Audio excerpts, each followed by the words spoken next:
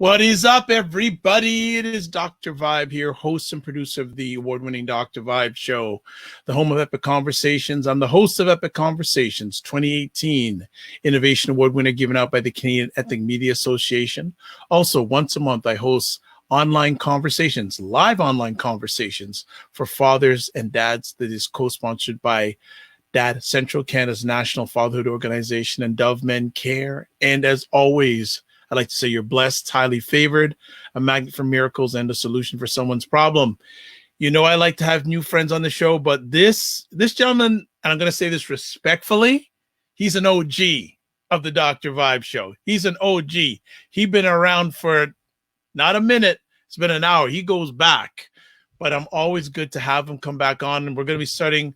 I think we had started something like this before, but we're going to be doing it again. And I'll just parking lot for a second and just give a high level who we're talking about. Galen Bingham, founder and CEO of Kiln Coaching Consulting. He bakes permanent success into every client's work and life. Like that, Kiln, bake, you know, you like your food, you like your game, you get it. After earning a BS degree in business administration for Southern Nazarene University and an MBA degree from Rice University, Galen went on to award-winning career at Imperial Sugar, Kraft Foods, and the Coca-Cola Company. While in pursuit of the corner office, he took an 18-month developmental role at that company called Coca-Cola as an internal coach. That Coca-Cola journey lasted 8 years. Today, he is a World Coach Institute certified executive coach and a member of the Goleman Emotional Intelligent Meta Coach cohort. He hosts the Leadership Toolbox Podcast and co-hosts the International Masterminds on Blogtalk Radio and online video-wise. You need to check out that conversation, 8 a.m. Eastern Time. They bringing it, the heat. Him and his cohorts are bringing it with the book Think and Grow Rich, and they take it apart like no one else can. He has worked with more than 875 corporate executives, CEOs, and nonprofit leaders across the United States, Mexico, and England. I'm one of those people. And he is a member of the International Coaching Federation, 100 Life Coaching Design Network, Pair Coaching Network, National Speakers Association, Global Speakers of Federation. That's a mouthful. I'm done. But tonight he's here to talk about resisting the temptation to play small. Very applicable title at this time in the journey. Let us welcome again, Mr. Respectfully, one of the OGs of the Dr. Vibe Show, Mr. Galen Bingham. What is up, my man? Man, we go back a long way, and I'll tell you, after hearing that bio, man, I don't know, man. I think you slipped a couple extra pieces in there, man. Length, man, length and depth. How are you? Doing well, man. Quite busy, but trying to do good, man. Trying to do good for as many people as I can, because this life thing is a lot more fragile than we like to make it out to be. And if you're not doing the right things, then you could be wasting your time. I like it. Good. And family is good? Everyone's good, man. Everyone's getting older. My daughter.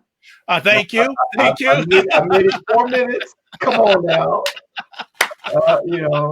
My daughter is the smartest, the cutest, the most talented little girl in the whole wide world. But that little girl is 18 years old now, and college is imminent, and we're trying to figure this thing out, man. Navigation. And how's your dear brother doing? Everyone's doing well.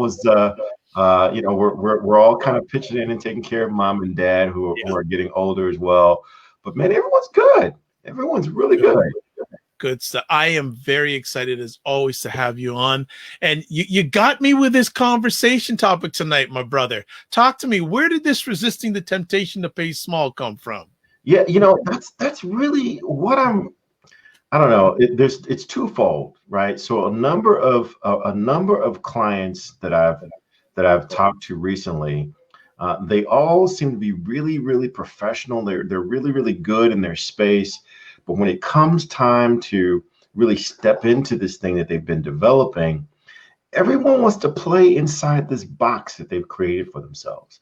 It's almost like they've created this container using the best information that they could come up with, But now it's time to step outside of that container, and there are a lot of things trying to keep them inside of it. So, they're wanting to play small, and I've really kind of done some homework on this, and there's a lot of things pulling against all of us to play small. There's a temptation to play small, to fit inside the box, to fit inside other people's perception of us, and that's really something that's on my heart, because I even find myself getting seduced in small, and so that's what I wanted to talk about.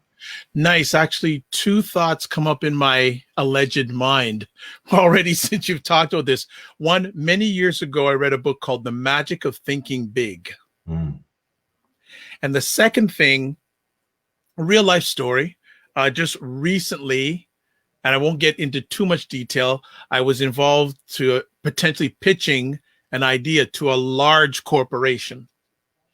And the person who gave me the inroads said, give him your, send it, we sat on a call together. I only had 5 minutes. And I said to the client, I'll send my proposal to you. And the gentleman who gave me the inroad said, let me see the proposal before you send it. Okay. I said, all right. He's the person that gave me the inroad. And he said, whoa, you're asking for too much money. and the interesting thing is, my mentor, won't give his name away, has this philosophy of 3 asks. And always put your big, bodacious dream ask first. And this person saying, no, you should just make it. I said, well, I don't know what they're going to give me unless I make that big ask. Won't get into too much more detail. So I hope that this fits into what you're going to be sharing with us tonight. It really does. It really does. I mean, we negotiate against ourselves all the time. Oh, can you repeat that, please? Yeah, we negotiate against ourselves all the time. And the way that negotiation usually works is exactly what you described. This is what I think I want, but they'll never give me that. So I'm going to ask for something a little less. And that might be kind of embarrassing. So I'm not going to ask for quite that much because I really want to get the business. I'm going to ask for something even less. And before you even get to the conversation, you've given away all this value, and you did it to yourself, right? You're negotiating against yourself, and that's where most value is lost. Is in that internal negotiation. I know that you're one of my turn people when it comes to emotional intelligence. Does this have any relevance with emotional intelligence that you were so well versed in? Yeah. So I've started thinking about this topic, and it really does conspire a lot of things that I've done some really intense study on. I had the opportunity to study with Daniel Goleman, because Daniel Goleman is kind of like the father of emotional intelligence, and really building out the coaching arm of that organization, and really got to really understand what emotional intelligence is about. And I've really started thinking about what are the things that go into this temptation to play small. And it's all about what goes on in your brain, right? There is, and so now I'm going to hit you with some geeky. No, it's okay. That's okay. You can break it down. And if I don't understand it, I'm going to ask you. So you do your thing. Yeah. So let's talk just for a little bit about how the brain works, and this is what causes the temptation. And after I share with you what causes that temptation, I'll share with you the risk. What's at risk if you succumb to that temptation? And then we'll get into some strategies as to how you can avoid those temptations of playing small. But this is what causes it, and it's what's inside of your brain. The way that your brain works, there are several different parts. The brain is like the most complex organism ever created. I mean, if you think of any computer, a computer has nothing on the complexity of the brain, and we don't fully know everything that the brain does. But this is what we do know.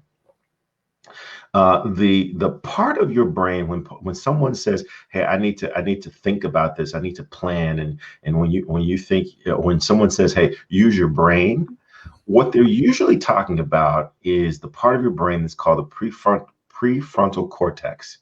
And that's they also call that the executive thinking part of your brain.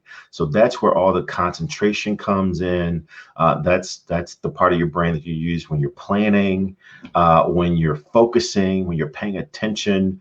Anytime you call yourself using your brain, usually you're activating the prefrontal cortex. That's where all the smart stuff comes from. There's a, and that's really, really important, right? But there's a really, really small part that's called the amygdala. And the amygdala has really one purpose and one purpose only. And that purpose is to sound the alarm when there's danger around. And that's the fight, flight, or freeze. That's where that comes in, right? Because the amygdala is saying, hey, everybody shut down. Everybody stop. All that planning you were doing, Mr. Prefrontal Cortex, you need to shut that down because there's danger around.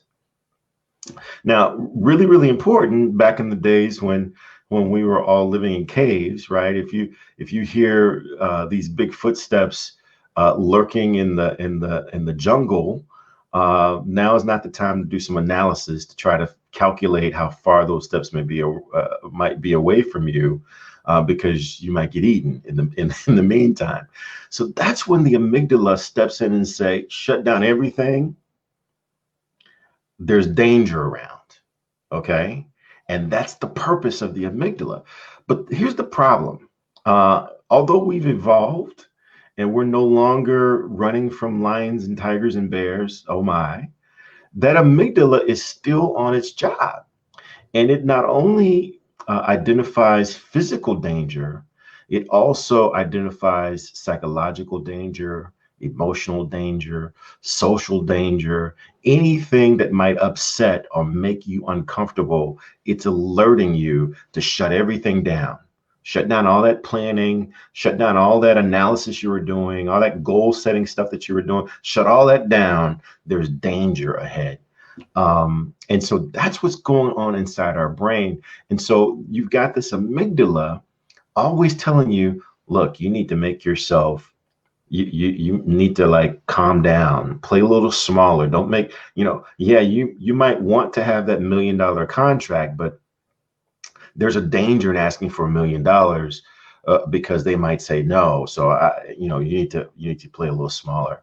And so that's what's going on inside your brain. And if you don't have strategies and plans put in place, then you're always going to default to playing smaller than what you really should be playing. The other thing that's happening inside your brain, and this is the last geeky thing that I'm going to share. The other thing that's going on inside your brain, we all think, we all believe that we are living life and we're taking in life as it's coming. Right. And that when we make a decision, it's because we've assessed all of the information and we're making this incredibly prudent and sound decision. Well, research shows that that's actually not happening, that's actually a bunch of malarkey. Yeah, research shows that what we're constantly doing is we're making predictions about what's going to happen based upon what's happened in the past. So have you ever had an experience, Dr. Vibe, where you were driving from one part of Toronto to maybe another part of Toronto? Yeah. And so you were going this distance, but by the time you get there, you're like, oh, wait a second, I don't remember making any turns. I don't remember. I'm here. I don't really know how I got here. Yep. That's because your brain is constantly making these predictions and you're not really always engaged. You're living off of these predictions. And that's very helpful, right? If you're needing to get from one part of town to another part of town, that's very, very helpful. But the problem comes in when your prediction is, boy, this is just not going to turn out well. I predict that unless I play a little smaller, this interaction isn't going to happen the way that I want it to play. So those two things happening inside your brain, which happens in all of our brains, that's really pulling against us. That's really making it difficult for us to step into what we're designed and who we're designed to be. So that's what's at play. No, and you know what? I don't have any questions because it wasn't too geeky for me. I made sense of it right quick. Question though, what, and it's maybe a hard one, but what percentage of people that, okay, just put it in your realm, that you've coached have this challenge of, for lack of a word, sabotaging themselves at times? Yeah. I mean, interesting that you would use that term, because I'm going to talk about that in just a second, but I'd say all of us. All of us at time. There's a great book that I had an opportunity to meet the author and talk to the author, Shirzad Shamine, and he wrote this book entitled Positive Intelligence. And he actually talks about that. He says he takes this emotional intelligence and he puts like a different spin on it. And he says that inside of our brain, we all have a sage brain and we all have a saboteur brain or judge brain. And the sage brain is, go back to what I was saying about that executive function. It's very wise, it's very intuitive, it can make great decisions. But then we've got this judge brain that's constantly judging us and constantly sabotaging us.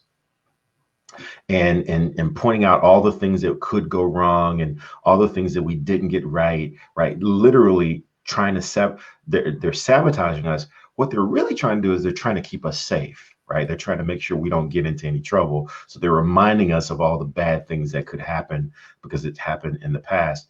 And so I actually get to, there's a strategy that you can put in place to manage those saboteurs, or at least your chief saboteur.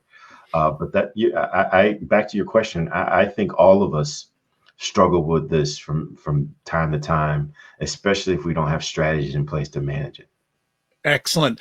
I'm going to ask our producer if he can. The title of that book, I've given him the information, so hopefully he'll be able to put it up on the bottom of the screen as we continue on with the conversation. Yeah, it really. So each one of us has it, but how many of us realize that? That's the question. Actually, the subtitle of his book is about how 20% of leaders and teams actually realize this higher level of achievement because there we go. Because go ahead. Yeah, they've been able to embrace this. They've been able to put strategies around trying to manage through this. But it's just really important. I've found it's really, really important to, number one, understand what you're up against, understand how your brain works, because that's what we're up against. If you just continue to go on autopilot, this is what you're up against, right? And then number two, you need to understand what's at risk. Well, what's the problem with just going on autopilot?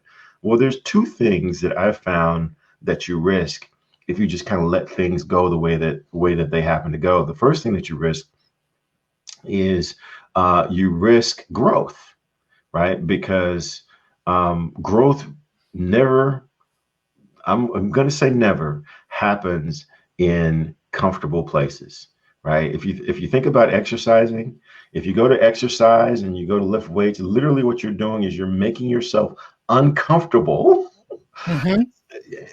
consistently, repeatedly, so that you can get stronger, right?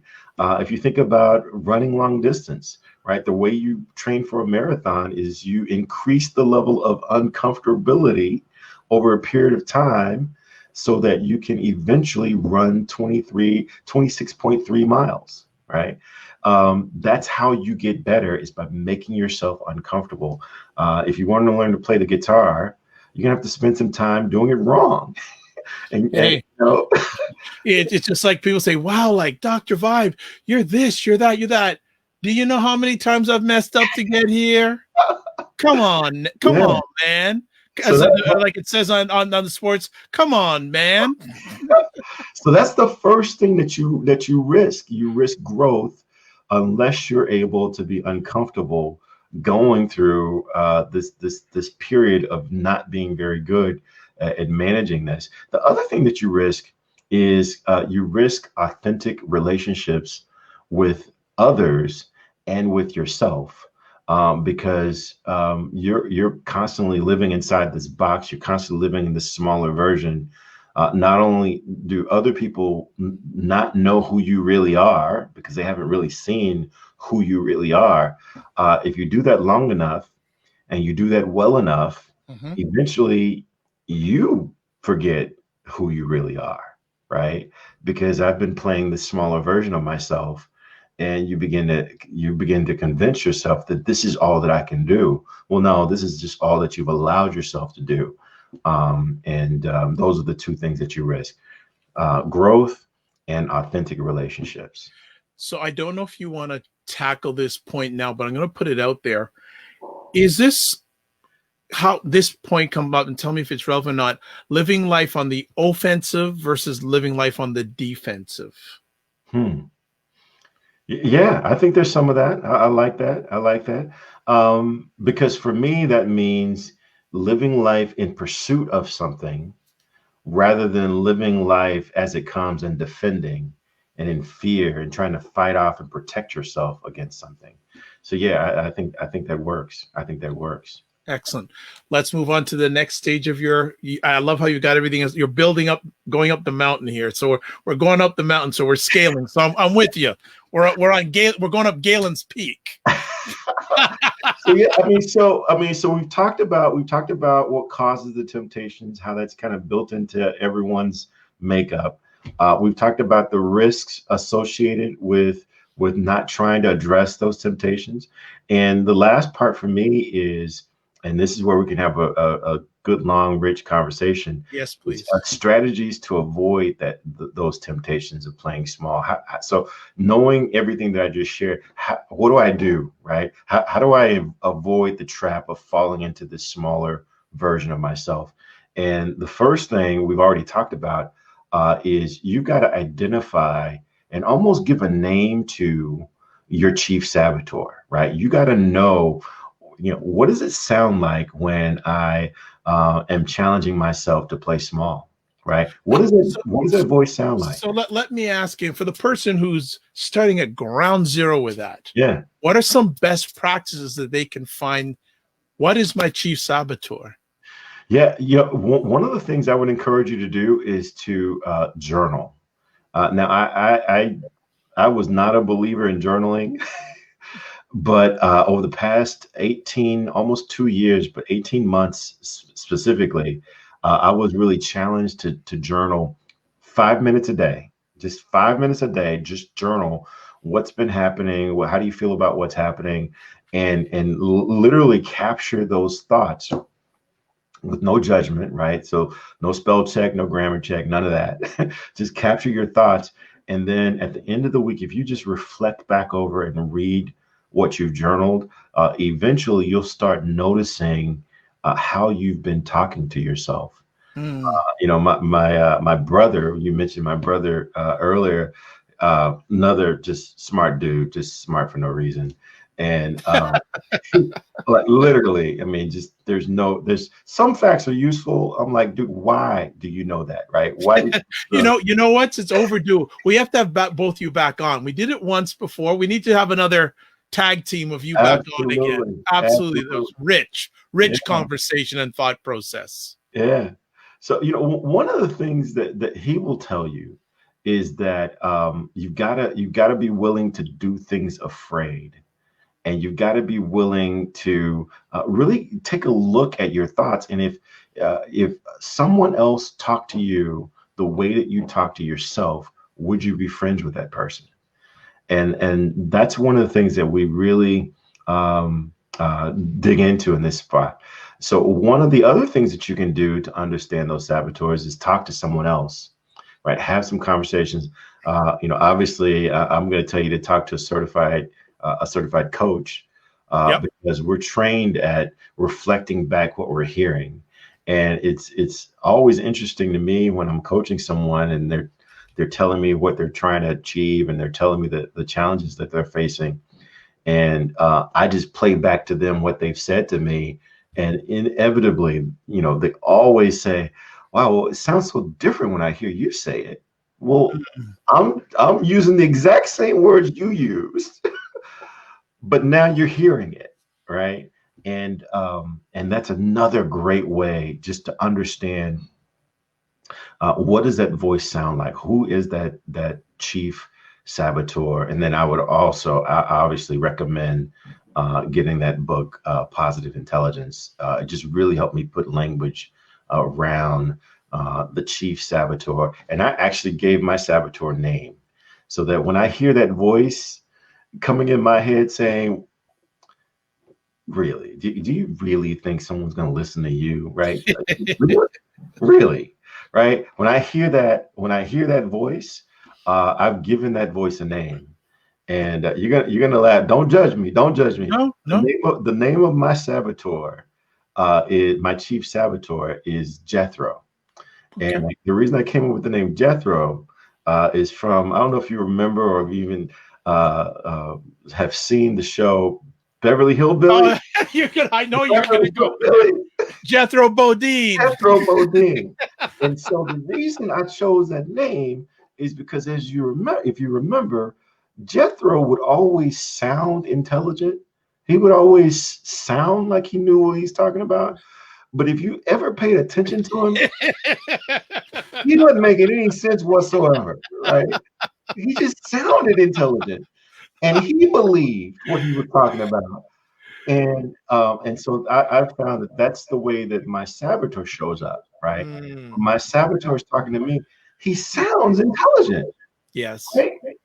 It's like, it sounds like it makes sense, but in reality, he has no idea what he's talking about. And so when I hear that voice in my head, I'm just, I just say, well, that's just Jethro talking. Well, and as you said at the beginning of this part of the conversation, naming it and identifying it. Yeah. That's the first part. Okay. Naming it.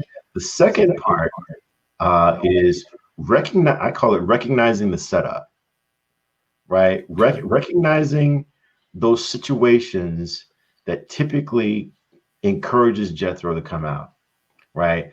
If I can just recognize, hey, this is typically when I start questioning myself. These are the kinds of situations where I typically start to wonder if I'm good enough, or these are the kinds of people when I interface with these kinds of personalities. These are typically when that feeling of insecurity starts to pop up, and when I recognize that here's the setup, then I can be on alert for, okay, when's Jethro going to come in, right? When's Jethro going to make his entrance? Because this is typically when he does, right? And I'm taking all of the power away from the saboteur. And I'm a fan of quoting. I think I'm quoting him more and more these days. Quoting Mike Tyson, and it's just crazy with all the education I have. I'm quoting Mike Tyson. But Mike Tyson said, you can never get knocked out by the punch you see coming. It's never the punch you see coming that gets you. It's always that punch that came out of nowhere that just does you in. And for me, if I can see that punch coming, if I can see those situations when Jethro usually comes in, then I'm more prepared to handle that.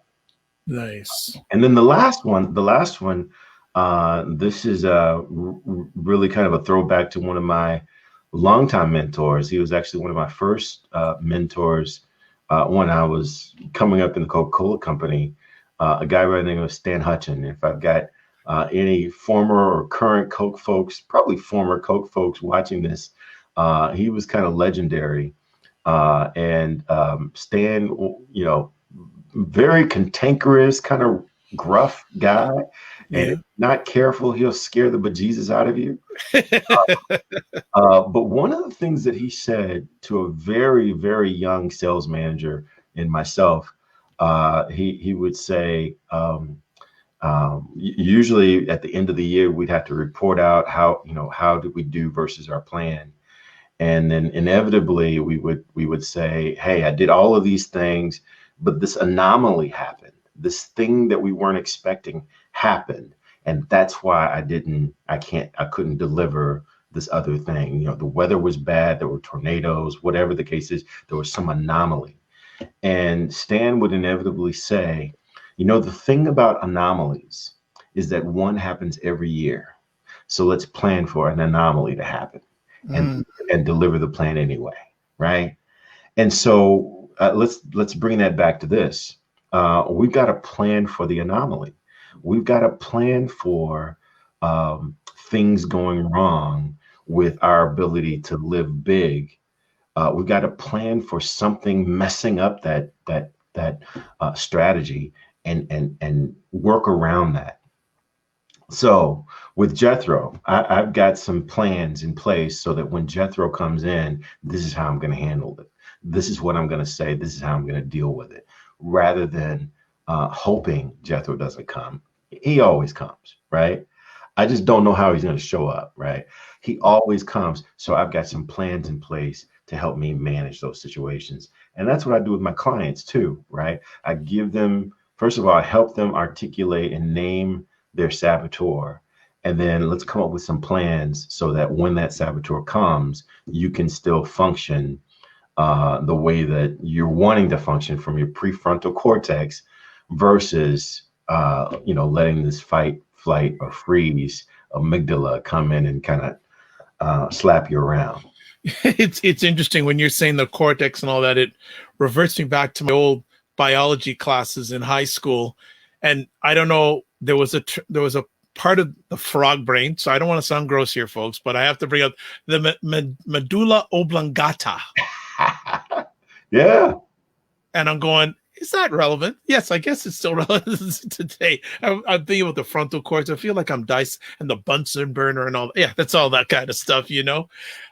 Let me ask, with what you shared with us, and how challenging is it for many of us to find our enemy this year? It's not challenging. It's not challenging at all, but you've got to be willing to do the work. But okay, so there's the thing with all that's been going on this year. How has it impacted your clients in regards to going through this process? Yeah. So again, I mean, think about, where we started. We talked about how there's always emotion at play. Mm-hmm. There are so many things right now that's going to encourage you to get emotional. There are so many. Actually, I was talking to a really, really talented executive last night, actually. And she is like really, really incredibly focused on how to achieve her goals. She has set some incredibly aggressive goals of making in her business 6 figures a month.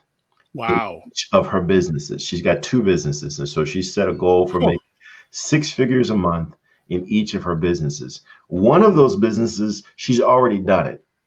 Wow. Right. In the other business, she's just getting off the ground, but she's, got a track record. She knows how to do this thing, and she's amazing. But when we were talking, she was like, yeah, but I don't know how to handle this. I don't know how to do that. And she almost started sounding like someone totally different, right? Because she was concerned about the economy. She was concerned about COVID. She was concerned about these other things, whereas, and she was operating from this emotional, fear-driven side, as opposed to that executive brain that created all these plans that was able to create at least one business that generated 6 figures per month. So it's like, we know what to do. And that's one of my core beliefs as a coach. All of my clients, they already know what to do. They already know what to do. Very often they just can't articulate it. And since they can't articulate what it is that they want to do, they often think, well, it must not be real. It must just be a dream because I can't articulate it. Well, you can articulate it. Well, I mean, you know what to do. The reason you can't articulate it is because the part of your brain that controls desire is not the same part of your brain that controls language. So there's a disconnect. And part of my job is to help you articulate it. The other part of my job is to help you focus on how to accomplish, how to articulate, and how to accomplish your goals in spite of your fear. I'm never going to tell anyone not to be afraid, because that's natural, right? There's a reason that you're afraid. But how do you accomplish your goals while you're afraid? That's the text. That's a good piece. That's a good piece. That is a good piece. Coaching wise for you this year, good year? I'll tell you, this has been, the best year I've had. It's amazing, because I didn't see this coming. I've got two businesses, as you know.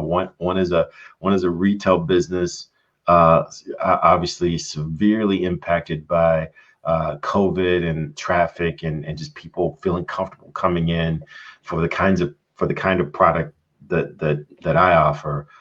It's not ever considered an essential item. It's more of a luxury, more of a treat yourself type of a thing. So that's been impacted significantly. But the coaching and the consulting business has really taken off for a couple of reasons. Number one, I think every business is looking for answers. No, number one is you're very good at what you do, by the way. That's the number one. All right. So now let's go. That's number two. So start talking about number two. Okay. Everyone's looking for answers. And so that makes this thought leadership space that I'm in very, very appealing, very, very attractive. And then the second thing, or the next thing, is that all of the barriers, all the physical barriers that used to be in place, that people thought that they had, where they thought if you're going to be my coach, then you need to be sitting across the desk from me, right? If you're going to train my organization, you need to be standing in the conference room, talking to my people eyeball to eyeball. All of those barriers have gone away. And now we're connecting, on webcast, we're connecting on Zoom, we're connecting on all these other platforms. And I've got clients and colleagues from all around the world: Paris, France, Dubai, Saudi Arabia. It's like literally all over the world, because those physical barriers. Before, if you wanted me to talk to your team in London, you need to fly me to London. And it's going to have to be business class to go to London. And so there's a financial element to breaking down those barriers that just don't exist anymore. I want to take and come back to the title, Resisting the Temptation to Play Small. What was something that you were playing small in that you're not playing small anymore? Okay. All right. So this is like vulnerability time here. I've been leading a major program with a client around racial equity, diversity, and inclusion. And this is something that obviously I've lived for much of my corporate life. I've been Black for most of my life. You better be. For most of my life. Well, come on. You don't want to put your parents in another state if you're not going to get straight with that. All right. So I have experienced a lot of things that I have actually trained myself not to acknowledge, to kind of push them underneath. Never talk about how you feel about a situation. If a slight actually happens to you, then there's probably something that I didn't do to make the other person feel comfortable enough to deal with me the right way. That's the way I've managed that. And when you're in corporate America, for as long as I was in corporate America, that's how you survive.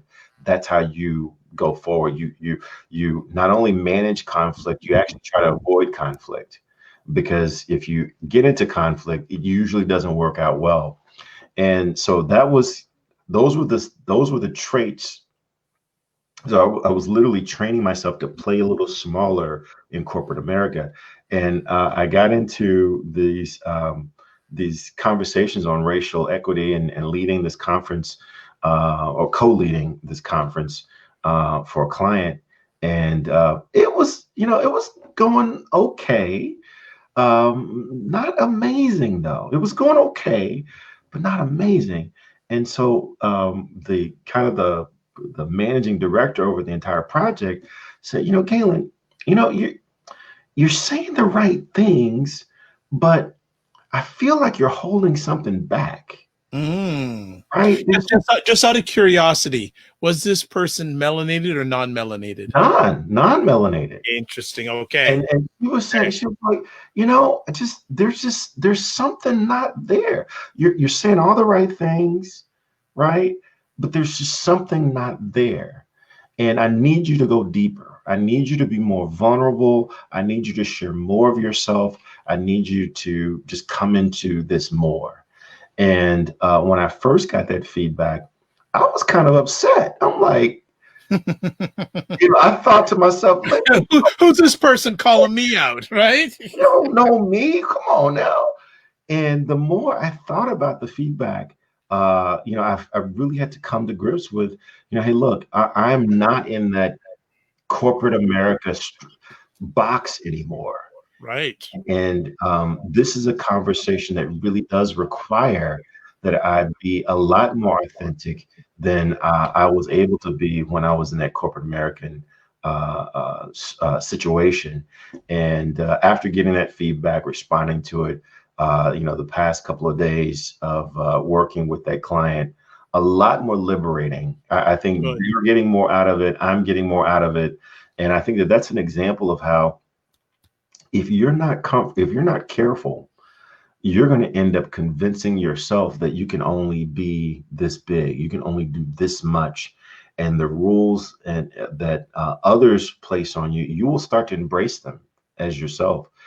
There's one of my favorite lines from the book, The Miseducation of the Negro, by Carter G. Woodson, and I'm gonna butcher this paraphrase, but he says something about if you train the Negro to think that his rightful place is to go through the back door, if you don't provide a back door for him, eventually he will demand one, and if it doesn't come, he will create a back door for himself. And that just says that you can get so conditioned into thinking that you are supposed to be this small, and if you're not careful, you will never ever experience who you are designed to be. Yeah. Agreed. Great story, and congratulations on that. That's a huge win. I like to say yes to that. And just adding on top of it, folks, vulnerability is the new currency. Yeah, I think the reason I think that that's true is because vulnerability leads to authenticity, right? It's a longtime pastor and a friend of mine, he used to say, and I think about this often. He used to say, instead of doing the real thing, we seem to be doing something similar to the real thing, right? Instead of really doing this, we're just doing something similar to the way this is supposed to be done. And I've got a couple of words that I'm really trying to own for 2021, and I'm getting a jump start on them. And the first word is a real word that you can find in the dictionary, and that word is intensity. So I'm just trying to increase the intensity of how I live my life. Galen, I love that from you, because I don't do New Year's resolutions. I do words for the year. And my word for this year, my major word was clarity. Love it. Love it. That's an important clarity. And I push that out to people, say, aren't you looking for clarity? Yeah. And it's going to be my word again for next year, because as long as I focus and put the energy on the clarity, if I'm not clear about something, that means I'm not supposed to go forward. That's it. I mean, you can't go forward if you're not clear, right? Well, how many people do though? Yeah, exactly. Right. And it ends up a lot of times being a train wreck. Exactly. So I'm embracing two words. Okay. The one that you can find in the dictionary is intensity. And that's basically whatever you're doing, do it. Do it in a big way. Do it in a way where you're either going to hit a home run or you're going to strike out, right? Like blaze of glory, strike out. But intensity. And with the name of my company being Kiln Global, that really does kind of resonate with me. Intensity, increasing the intensity. In my morning meditations this morning, I ran across this quote from Gandhi, and it was basically, and again, I'm going to mess this up too, but it was basically saying someone asked Gandhi what was his message to others in the world, and he said that his life was his message. Yeah. And if your life is your message, if your life is your message, my question to you is your message a noun or is it a verb? Right? So how can we make sure that our life is a verb, that we're actually doing what we say we're doing? So that's my first word, intensity. Now, the other word is not quite in the dictionary yet. It's in the Galen dictionary. It's not in the dictionary yet. But that word is meta persistence. Oh, I like this. Go for it. And break it down. Persistence, meta means that you're doing it with knowledge of how you're doing it, right? So you're kind of observing yourself as you're doing it. I was in a program where they asked me to be a meta coach. Yes. So yeah, Galen, we want you to learn the process of coaching and how we want you to coach, but we also want you to be aware of what you're doing because we want you to share that with someone else. And so I'm borrowing that first part, which is basically short from metacognitive, but meta, and I'm marrying that with being persistent. And usually when someone says, well, I was just persistent, that usually means I just kept going, right? I just kept going at it. I kept getting up, right? And that's great, except that usually there's a blind element to that. And so I want to be persistent, but still being aware of what I'm doing, being aware of how this is working, so that if I need to make changes, I can. So that's my second word for 2021 that I'm starting on right now, and I'll petition Webster to include that word in the dictionary at some point. Well, good stuff. Well, you know what? We'll probably end it off here because Galen's always got a lot of things on the go. I'm trying to keep up with him, but Galen, as always, a pleasure. And for folks who are watching this live or on replay or listening to this on replay, we are going to be doing a series of conversations with Galen he calls it the Leadership Toolbox. So he's pulled out one of the tools out of the toolbox, and we're speaking that we're going to continue it on for as long as Galen has time, as long as he can fit us in with all his clients around the world. Yeah, absolutely. And I'll tell you, this is actually the launch of season 4 because I've got a podcast. So you can go anywhere that you consume podcasts, whether it's iTunes or Spotify or wherever you might find a podcast, and download the Leadership Toolbox, and you'll get seasons 1 through 3. And this is the launch of season 4. We're going to hit that really, really hard. And I'm also thinking about, and I'm playing with, I'm gonna just me and you, Dr. Vibe. It's just us talking to each other, right? I'm this other idea to come up with a second podcast. And that second podcast will be called Bourbon, Jazz, and Leadership. I like that.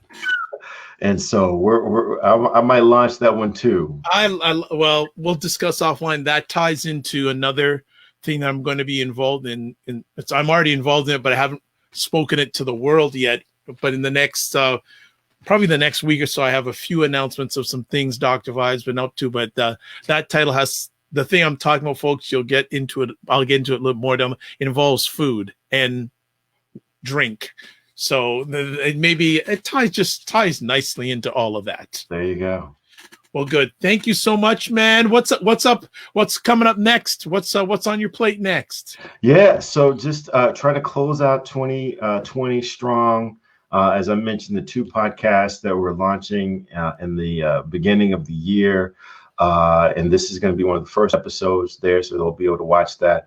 And going to be relaunching and rebranding my Leadership Academy. So that's going to be some online courses that you can just kind of plug into at your own pace and help you get to where you're trying to go, help you bake success, permanent success into your work and life. Wonderful. I could say all the places where you could find him, but if you're watching via video, they've been going across the screen all the time, but you can find him. He's got his website. He's on Facebook. His Facebook is Galen Bingham Inspires. He has his website. He has Kiln Coaching. There's GalenBingham.com. The man is everywhere. He's everywhere. He also hosts a program on Saturday mornings at 8 a.m. The International Masterminders. Oy. I better mention that, or Ms. Ann is going to come after me from where she lives with her glasses. You know what I'm saying? You don't want Miss Ann. No. But I think one of the things we're going to see, if we can get Miss Ann on here for a conversation. That would be great. That would be great. And if you're finding love for Galen, Ms. Ann is at a let's say I regard Ms. Ann. People know who she is yet. She's one of the most dangerous people in America, and that's a good thing. I'm saying. Yeah, she'll light a fire under you. Oh, big time. Fire under you, and she does not play. Well, this is it. I'm Dr. Vibe here, host and producer of the award-winning Dr. Vibe Show, the home of Epic Conversations. I'm the host of Epic Conversations 2018 Innovation Award given out by the Canadian Ethnic Media Association. Also, once a month, I host conversations for fathers and dads that is co-sponsored by Dad Central and Dove Men Cares. As I'd like to say some shout outs here. First of all, I'd like to thank Moi Fung, who has watched the conversation right from the beginning. And in the near future, you'll be. Had the pleasure of hosting her first Moi Talks earlier on, Life Beyond the Surface Talks last Sunday. More is coming. She's already asking, let's get Miss Ann. Okay, we will get Miss Ann if you're ready for her. That's what I'm saying, Moi. You got to be ready for Miss Ann. So you can find me. The best place is my website, thedrvibeshow.com. More epic conversations coming up. As always, I'd like to also thank BIA Media. And I'm going to close out with this. My standard close is live your life as a dream. If you can dream it, you can make it. Sometimes you have to get smaller to get stronger. Block assumptions, then aim bigger, aim better, aim higher, aim wider. And I want to finish off with two extra things. And my mentor told me one of these things. One of my mentors, he said, throughout this year, he's noticed, and I notice, a lot of people are going into things with elbows up. They're wanting to smash. What would life be if we sometimes went into things with elbows down? Elbows down. Just a thought. And then, as always, remember to give yourself grace. Thanks for everyone who watches live or on replay, and thanks for everyone who listened to this on the replay. God bless. Peace be well. Keep the faith. Walk good. And again, remember to give yourself grace. Bye, everybody.